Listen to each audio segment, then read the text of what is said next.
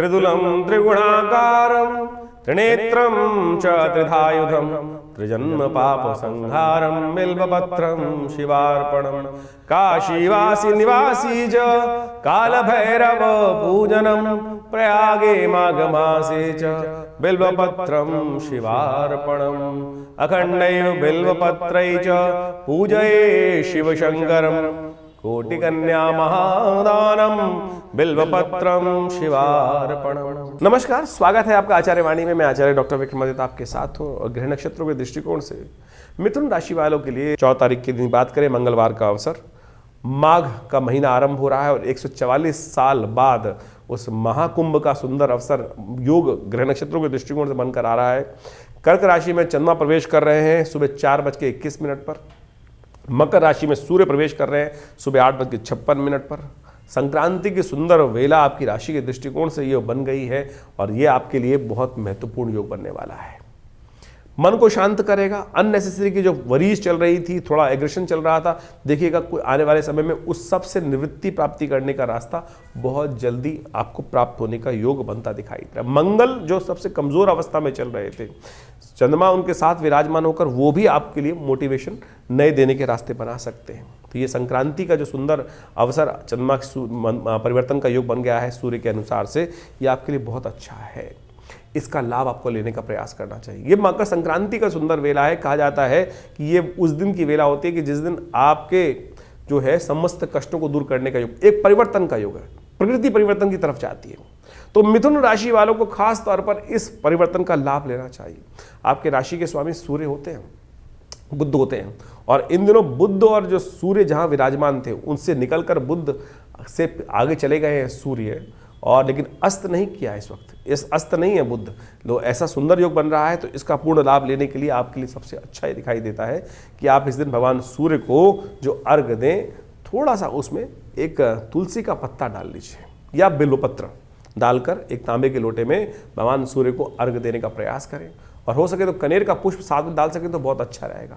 ओम भास्कराय नमः, दिवाकराय नमः, ये इस बात का ध्यान रखें। और मूंग की दाल की खिचड़ी, छिलके वाली मूंग की दाल की खिचड़ी का दान आपको करना चाहिए। ये सबसे श्रेष्ठ है। इस समय ये उपाय करना आपकी राशि में जो ग्रह नक्षत्रों को परिवर्तन करने के लिए बहुत सुंदर रहेगा। मकर संक्रांति भारतीय संस्कृति के दृष्टिकोण से एक ऐसी संक्रांति है जो सबसे विशेष संक्रांति रहती है। और इस बार संक्रांति का योग भी बड़ा विचित्र बन रहा है। देखिए इस बार क्या हुआ है कि मकर की संक्रांति और आने वाले कर्क की संक्रांति दोनों के दोनों मंगलवार के दिन पड़ रही हैं। और ये दोनों के दोनों जो मंगलवार को पड़ जाएं तो कहा जाता है कि पृथ्वी पर कहीं ना कहीं राज्य भंग होने के योग बन जाते हैं। जी हाँ, राज्य भंग होने के योग बन जाते हैं। तो ये राजनीतिक दृष्टिकोण से तो ये ग्रह योग अच्छा नहीं दिखाई देता, लेकिन आपकी राशि के दृष्टिकोण से यदि हम बात करें तो वो तो आपको हम समझा ही रहे हैं। लेकिन सबसे पहले मकर संक्रांति का पुण्य जो है वो शास्त्र में अद्भुत रूप से वर्णित है। पृथ्वी जो है जिस प्रकार से वो अपनी धुरी पर घूमती है, वो मकर राशि में, मकर जब सूर्य में प्रवेश करते हैं इस दिन, तो कहा जाता है कि उससे सूर्य उत्तरायण हो जाते हैं। आध्यात्मिक तौर पे इसका बड़ा महत्व है। गंगा का जब पदार्पण किस लिए हुआ था, वो रहस्य जो है वो हमको समझ में आना चाहिए। शास्त्र के दृष्टिकोण से इस दिन स्नान का महत्व बड़ा अद्भुत कहा गया है। कई प्रांतों के अंदर तो एक बहुत पुरानी कहावत चलती है, वो भी आपको याद कर लेनी चाहिए। मकर संक्रांति के दिन स्नान करने का बहुत पुण्य माना गया है। और पूर्वज एक विशेष तौर पर बताते थे कि इस दिन सिर में एक विशेष बाल होता है और यदि इस दिन स्नान किया जाए वो इसी दिन भीगता है और उसके पुण्य प्राप्त करनी, इतना महत्व शास्त्र में बताया गया। पुराने ज़माने में तो यहाँ तक हमने सुना है कि कहा जाता था कि सिर में एक सोने का बाल होता है और वो इसी दिन स्नान करके पुण्य को प्राप्त करता है। यानी कारण तो यही रहा कि स्नान अवश्य करना चाहिए। सर्दी का मौसम चल रहा होता था, पुराने ज़माने की बात है, लोग जो स्थिति चलती थी, बहुत सारे लोग स्नान करने से भागते थे कई लोग। लेकिन माएँ जो थी पुराने ज़माने में किस प्रकार से लोगों को प्रोवोक करती थी। सोचिए कि भैया सोने का बाल होता है, इस दिन तो कम से कम नहीं नहा रहे हो तो कम से कम इस दिन तो अवश्य नहा लो। पुण्य जगाने का प्रयास किया। संक्रांति का इतना महत्व भारतीय संस्कृति में बताया गया है। एक और शास्त्र में कथा जो चलती है, महाराज भगीरथ जिस प्रकार से अथक प्रयास से भगवती गंगा को प्रसन्न करके, भगवान विष्णु को प्रसन्न करके उस गंगा को प्राप्त किए थे। और भगवान जब शिव ने अपने शिरोधार्य किया, कहा जाता है कि अनेक वर्षों की उपासना करने के बाद भगीरथ से भगवान प्रसन्न हुए और भगवान ने उस गंगा को अपने सिर पर धारण किया। इसीलिए भारतीय संस्कृति में भगवान शंकर का जो मंत्र है वो सबसे श्रेष्ठ कहा जाता है। हम कोई भी शपथ लेते हैं तो जल ग्रहण हाथ में, संकल्प लेते हैं तो भगवान वो लेते हैं ना, जल हाथ में लेते हैं। तो जो गंगा जल हाथ में लेने की परंपरा है, भगवान शिव के मंत्र तो इसलिए जागृत हैं कि शिव ने तो उन समस्त मंत्रों के अधिष्ठात्री जो संकल्प का भाव है वो अपने सिर पे धारण कर रखा है भगवान शिव ने। इसलिए संकल्प को सत्य करने के लिए शिव का ध्यान अवश्य करना चाहिए। इसलिए बहुत पुराना मत सत्यम शिवम सुंदरम जो कहा गया ना, सत्य शिव जो एक ही है, सुंदर है, वो गंगा के कारण ही है और गंगा का सुंदर प्रभाव ही ऐसा है। तो कहा जाता है भगीरथ ने जो उपासना करी थी, अनेक पीढ़ियों से लगकर भगीरथ जी ने जो प्रयास भगीरथ के जो भाग्य जागे कि वो कारण क्या था कि सगर के पुत्र, जो सगर के 60,000 पुत्र थे, वो कपिल मुनि के श्राप से जो भस्म हो गए थे, उनकी मुक्ति का रास्ता नहीं मिल रहा था, गंगा को पदार्पण उसलिए कराया गया था। कहा जाता है इसी शुभ मुहूर्त में उत्तरायण जब हुए भगवान सूर्य, और इसी मकर संक्रांति के दिन भगीरथ जब गंगा लेकर चले थे भगवान शिव के यहाँ से, तो इसी दिन वो पाताल लोक में पहुँचते हैं। जो गंगा सागर, जो आपको कथा याद होगी, सारे तीर्थ बार बार गंगा सागर एक बार, ये वो गंगा सागर के स्नान का इस तीर्थ के दिन, इस 3 दिन के दिन अत्यधिक महत्व कहा जाता है। बड़ा मेला लगता है गंगा सागर पर, और कहा जाता है इस दिन ही भगीरथ वहाँ जो गंगा को लेकर पहुँचे थे, उससे पितरों की तृप्ति का, उनके 60,000 सगर के जो पुत्र थे उनका जो वहाँ भस्म पड़ी हुई थी और उनकी मुक्ति का कोई मार्ग नहीं मिल रहा था, तब उनको भी वो मुक्ति का मार्ग वहाँ से मिला। तो कहा जाता है कि इस शुभ तिथि में अपने पूर्वजों के निमित्त अवश्य कुछ तर्पण, दान, पुण्य इत्यादि अवश्य करना चाहिए। और इस बात का ध्यान रखो कि इस दिन गंगा जल से स्नान अवश्य करो। गंगा का स्नान यदि तीर्थ में जा सको, कुंभ का अवसर है, सुंदर रूप से समर्पण भाव से भगवान के श्री विग्रह का ध्यान करते हुए इस मकर संक्रांति के पुण्य वेला पर, जैसा हमने आपको बताया कि 144 वर्ष बाद सुंदर इस बार तीर्थराज प्रयाग के अंदर ये योग बना है और माघ का महीना आरंभ हो गया। हमने आरंभ में एक मंत्र बोला था, काशी वासी निवासी च काल भैरव पूजनम प्रयागे माघ मासे च बिल्वपत्रम शिवार्पणम, जो त्रिदम त्रिगुणाकारम त्रिनेत्रम च त्रिधायुधम। कहा जाता है कि अनेक जन्मों के ऐसे शुभ योग में यदि एक बार बिल्वपत्र आप माघ के महीने में उस तीर्थराज प्रयाग के अंदर उस भगवान शंकर पर यदि आप एक बार भगवान शंकर पर, उन शिवलिंग पर यदि अर्पित कर दें, तो कहा जाता है कि अनेक जन्मों के पाप जो हैं वो संगार हो जाते हैं। तो इस शुभ योग, महत्वपूर्ण योग का आपको लाभ लेने का प्रयास करना चाहिए। अवश्य अपने पितरों के निमित्त तर्पण, ब्राह्मण भोजन अवश्य कराएं, गायत्री का जप अवश्य करें। ये शास्त्र में विधान है। हम अपने जीवन की जो भी उठापटक रहती है, रंगरलियाँ रहती हैं जीवन में, अपने पूर्वजों को भूलते चले जा रहे हैं और वो अपेक्षा करते हैं कि हमारे जो लोग हैं वो हमारे लिए कुछ ध्यान करते हैं कि नहीं करते हैं। तो भाई सब लोगों से अनुरोध है मेरा, अवश्य इस शुभ योग पर अपने पितरों की तृप्ति के लिए कुछ गायत्री जप अवश्य करें। ब्राह्मणों को भोजन, गऊ को भोजन, श्वान को भोजन, कौवे के निमित्त कुछ ग्रास, चींटियों के निमित्त कुछ ग्रास, भिक्षुकों के लिए कुछ ग्रास इत्यादि, गऊ के निमित्त ग्रास इत्यादि अवश्य निकालने का प्रयास करें। और हो सके तो गंगा जल का स्नान अपने घर में भी कर सकते हैं, नहीं तो तीर्थराज में जाकर विशेष तौर पर कुंभ के शुभ अवसर पर लाखों करोड़ों लोग वहाँ पहुंचकर इस शुभ वेला पर अपने पितरों के निमित्त तर्पण इत्यादि कर रहे हैं, तो आप भी अवश्य करें। और शास्त्र के दृष्टिकोण से इस मकर संक्रांति के अवसर पर अनेक उपाय शास्त्र में बताए गए हैं। वो सब करने के लिए कंबल का दान, गर्म ऊनी कपड़ों का दान, चप्पल का दान, छाते का दान, खिचड़ी का दान, उड़द की दाल का, चावल का, गुड़ का, रेवड़ी का, बहुत सारी परंपराएं भारतीय संस्कृति में हैं। उन सबको कोशिश का यथाउचित प्रयास से अवश्य करने का प्रयास करना चाहिए। ये तीर्थ जो है, ये तिथि जो है बहुत ही अद्भुत है, समस्त अनिष्टों को दूर करने वाली है। तो इसका ध्यान रखते हुए कार्य यदि करेंगे तो बहुत सुंदर योग बनेगा। जीवन में कष्टों को दूर करने का मार्ग आपको अवश्य प्राप्त होगा। तो इस सिद्धांत को आपको समझते हुए कार्य करने का प्रयास करना चाहिए। मिथुन राशि वालों, आपकी राशि के दृष्टिकोण से आप समझ रहे हो कि ग्रह नक्षत्रों का प्रभाव आपके लिए किस प्रकार का बन रहा है, कौन से खास योग बन रहे हैं। 15 तारीख की दिन बात करें, बुधवार का अवसर है, द्वितीया तिथि है और ग्रह परिवर्तन कर आपके लिए योग बना रहे हैं कि आपकी सेविंग्स बढ़ने के योग बनते दिखाई दे रहे हैं। इन दिनों ग्रह नक्षत्र आपके ऐसे हैं कि माता पिता का आशीर्वाद से, माता के आशीर्वाद से, पिता के आशीर्वाद से, गुरुजन के आशीर्वाद से आपके लिए किस्मत से रास्ता बनता दिखाई देगा। जो भी, मैं तो खासतौर पर ध्यान रखूँ, उपाय छोड़ो, जो भी कार्य करने जा रहे हो बस सुबह सुबह उठकर माता पिता का आशीर्वाद है तो बहुत अच्छा है, नहीं तो उनकी तस्वीर के आगे खड़े होकर उनका ध्यान करके थोड़ा सा उनके समक्ष देखिए। एक बात समझ लीजिए, हम इस संसार में मान के चलें, इतनी जल्दी किसी का पुनर्जन्म नहीं होता है और ऐसे में ध्यान रखना चाहिए 3 पीढ़ी तक हमें अपने पितरों के निमित्त अवश्य उनका सानिध्य हमें मिला ही रहता है। तो अवश्य इस दिन अपने पितरों का ध्यान कर कर, माता पिता का आशीर्वाद लेकर, जो भी कार्य में रुकावट आ रही है यदि उसमें पदार्पण करोगे ना तो उसमें कहीं ना कहीं पॉजिटिव रिजल्ट्स लाने के रास्ते बन सकते हैं। ग्रह नक्षत्रों का योग इस प्रकार का आपके लिए बनकर तैयार है। ग्रह नक्षत्रों का योग इस प्रकार का बन रहा है। मोटिवेशन अच्छा रहेगा, हिम्मत अच्छी बनती दिखाई दे रही है। 16 तारीख बृहस्पतिवार का अवसर, तृतीया तिथि है और इस दिन आपके लिए चंद्रमा महाराज परिवर्तन करके जा रहे हैं आपके तृतीय भाव में, जो आपके पराक्रम को बढ़ाने का योग बनाएंगे। पराक्रम बढ़ता है ना तो शौर्य भी बढ़ता है, बहुत अच्छा योग बनता है। लेकिन ध्यान रखिएगा, थोड़ा स्वार्थ सिद्धि करनी पड़ेगी। बहुत ज़्यादा उदार हृदय में काम करने से कहीं ना कहीं नुकसान हो सकता है, इस बात का ध्यान रखिएगा। और इन दिनों आपकी राशि के दृष्टिकोण से चल ही रहा है कि थोड़ी उदारता आप ज़्यादा चीज़ों को मैनेज भी कर रहे हैं, सब कुछ कर रहे हैं, लेकिन लास्ट में जाके कहीं ना कहीं चीज़ों को लूज छोड़ रहे हैं। थोड़ा स्वार्थी बनते हुए कार्य कर लेंगे तो बहुत अच्छा रहेगा आपके लिए। खास तौर पर ध्यान रखिएगा, बृहस्पति का उपाय करना जरूरी है, क्योंकि बृहस्पति अननेसेसरी के नुकसान आपके लिए लगातार देते दिखाई दे रहे हैं। पूरे 6 महीने से बृहस्पति ने कहीं ना कहीं लाभ की जगह कई मामलों में आपको नुकसान दिया है। तो ऐसे में बृहस्पति की पेनल्टी से बचने के लिए पीली चीज़ों का दान कर दीजिए।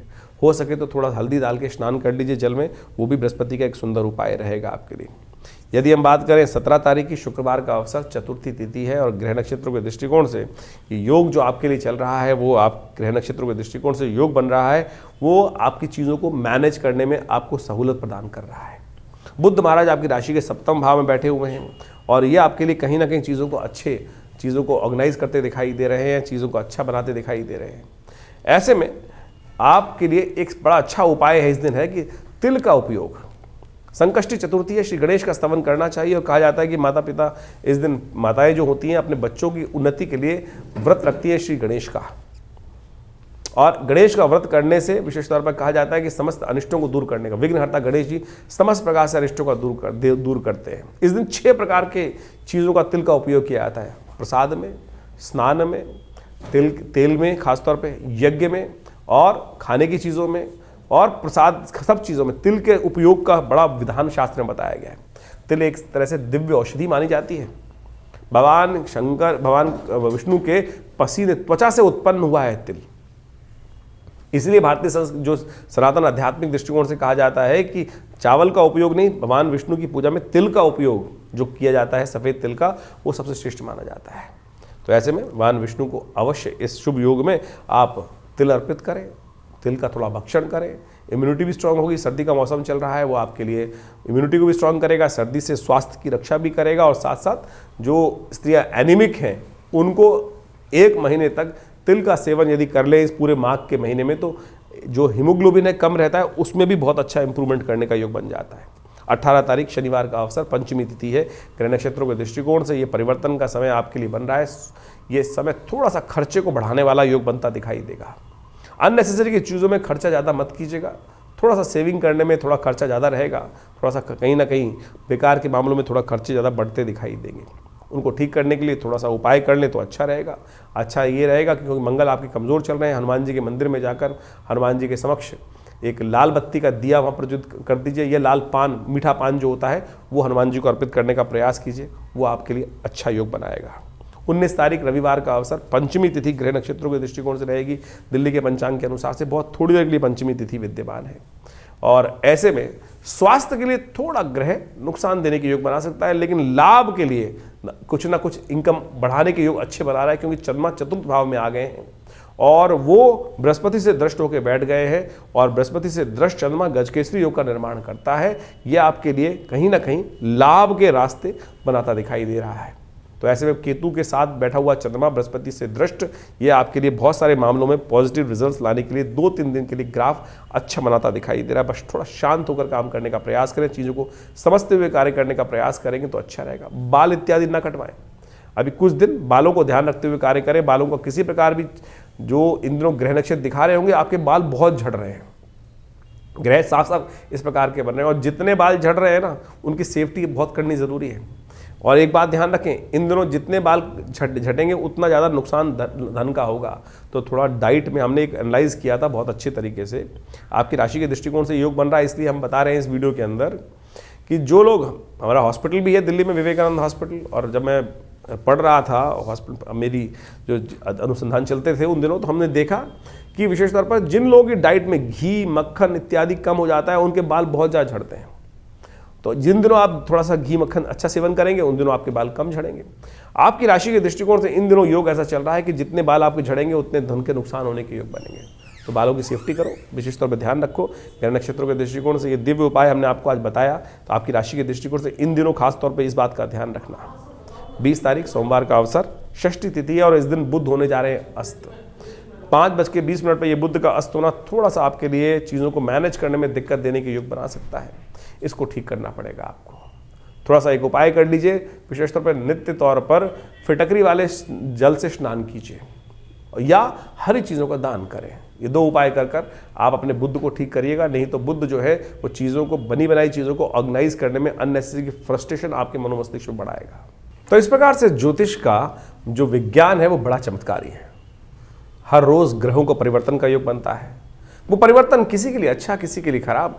वो योगा योग आपकी जन्मपत्री, आपके जन्म के समय, आपके कर्म अनुसार उसका प्रभाव आपके जीवन में पड़ता है उस परिवर्तन का। और इन परिवर्तन को समझने के लिए ज्योतिष के दृष्टिकोण से उन काल गणनाओं को समझकर और अनुभव के द्वारा उस चीज़ को समझा जा सकता है कि ये प्रभाव क्या कुछ उत्पन्न कर रहे हैं, क्यों कर रहे हैं। सबसे पहला प्रश्न जो मनोमस्तिष्क में हर व्यक्ति के आता है, क्यों? सामने वाले के जीवन में कैसे और मेरे जीवन में क्यों कि नहीं हो रहा है। सब कारण प्रभाव जो है वो कर्म का ही है। अवश्य में वो भुक्तव्यम कृतम कर्म शुभाशुभम। और अनेक अनेक महात्माओं ने, संतों ने उस भाव को समझाने का प्रयास किया है। जो कर्म के प्रधान से, कर्म के द्वारा रचा गया चीज़ है वो बदली जा सकती हैं, बिल्कुल कर्म के द्वारा ही बदली जा सकती हैं। ज्योतिष तो काल गणना को पढ़ने का तरीका है कि किस प्रकार की जो हवाएं हैं, किस प्रकार का वातावरण है, कैसा कैसा बनेगा। लेकिन उसके बाद भी यदि समस्त ग्रह खराब भी हैं तब भी आप अपने कर्म को सुधार कर उस उपाय को जो हम करते हैं, जो शास्त्र के दृष्टिकोण से बहुत विभिन्न उपाय शास्त्रों में वर्णित रहते हैं और अनुभव के द्वारा संत महात्मा गुरुजन इत्यादि बताते हैं, वो कर्म को बदलने का ही तरीका है। और आप इस बात को समझे, बहुत सारे लोग जिस प्रकार से ज्योतिष के ऊपर कुछ व्यंग भी उपस्थित कर देते हैं। अरे भाई, ज्योतिष तो काल गणना को बता सकता है और समझा सकता है आपको, और यदि कोई बदलना चाहे तो उसको बदल भी सकता है। उसके लिए सबसे पहले धैर्य की आवश्यकता है, विश्वास की आवश्यकता है।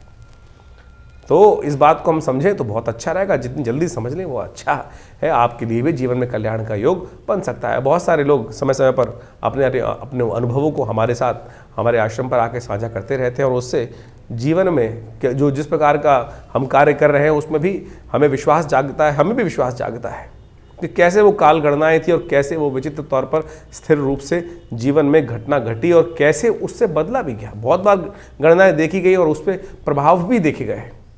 भविष्य को बदला जा सकता है बिल्कुल। जो हम हर रोज़ नित्य प्रति आपको आपके भविष्य को देखकर, आपकी राशि के अनुसार से देखकर, उसके साथ साथ बहुत सारे उपाय जो शास्त्र में वर्णित उपाय हैं, पुराण इत्यादि ग्रंथों में वर्णित उपाय हैं, वो आपके समक्ष रखते ही हैं। और जो अभी समय चल रहा है, कुंभ का समय चल रहा है, 144 वर्ष बाद इतना सुंदर कुंभ का युग बना जिसको महाकुंभ कहा जाता है। ये एक ऐसा विषय है, एक ऐसा चीज़ है कि आप समझें कि जो लाखों जन्मों का जो भार है वो 1 सेकंड में काट सकते हैं। किसी को चमत्कार देखना हो तो इस भाव को समझें। और अगर कहीं ऐसे लाखों लोग, करोड़ों लोग, करीब करीब इस बार अंदाज़ा है 50 करोड़ आदमी, 45 करोड़ आदमी वहाँ डुबकी लगा के जाएगा। विचार उठता है मन में लोगों के साथ, आपके मन में उठता होगा कि कैसे वो डुबकी आपके कष्टों को दूर कर देगी, कैसे कर देगी एक डुबकी, और उससे व्यक्ति का कैसे समर्पण, कैसे जीवन बदल देगी। देखिए, ये भारतीय संस्कृति का चमत्कार है। कितना सरल शास्त्र ने, हमारे योगियों ने, संतों ने, महात्माओं ने उस विषय को रख दिया है कि केवल एक डुबकी लगाकर आप अपने समस्त किए जो भी कर्म हैं, जो भी दुष्कर्म है, उनसे निवृत्ति प्राप्त करने का रास्ता बना सकते हो। लेकिन समर्पण भाव से वो डुबकी तो हो। लोग तो जाते हैं केवल बगुला स्नान करके आए थे, कट कर आ गए। समर्पण क्या हुआ?